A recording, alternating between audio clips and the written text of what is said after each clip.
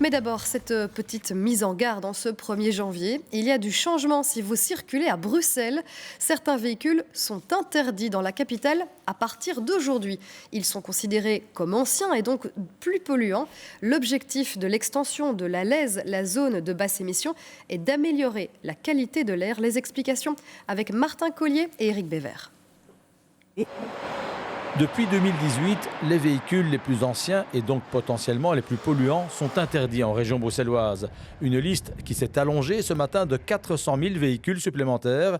Les diesels Euro 5, mis en circulation entre 2011 et 2016, et les modèles essence Euro 2, immatriculés entre 1996 et 2001.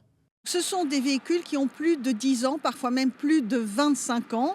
La zone de basse émission, en fait, interdit peu à peu les véhicules les plus polluants avec vraiment un objectif, améliorer la qualité de l'air et donc préserver la santé des citoyens.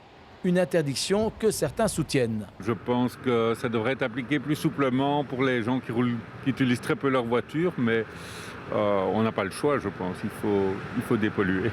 Nous avons même rencontré des automobilistes qui ont pris leurs précautions. J'ai changé mon diesel, ça fait des années pour rouler en essence, pour qu'on respecte la zone. Concrètement, 300 caméras placées aux accès de la région scannent toutes les plaques d'immatriculation. Si une voiture Euro 5 ou Euro 2 passe, le conducteur reçoit un courrier.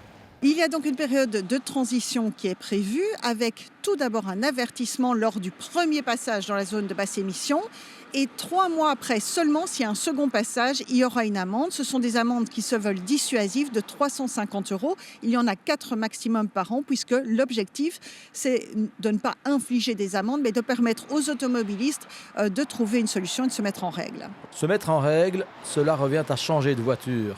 Mais ce n'est pas donné à tout le monde. Pas bonne idée, je pense. Pourquoi ? Parce que ça mène aux personnes de racheter un autre véhicule et s'ils n'ont pas les moyens, c'est un peu compliqué. Les riches ils vont pouvoir se permettre d'acheter une nouvelle voiture électrique ou hybride ou quoi que ce soit, mais l'autre partie de la population qui est obligée d'avoir une voiture pour se déplacer, comment est-ce qu'ils vont faire ? Je trouve ça vraiment injuste. Des dérogations sont prévues, par exemple en cas de handicap ou pour les ancêtres de plus de 30 ans. On pourra aussi acheter un pass d'une journée à 35 €. Toutes les infos sont sur le site LEZ Brussels. Prochaine fournée d'interdiction en 2028.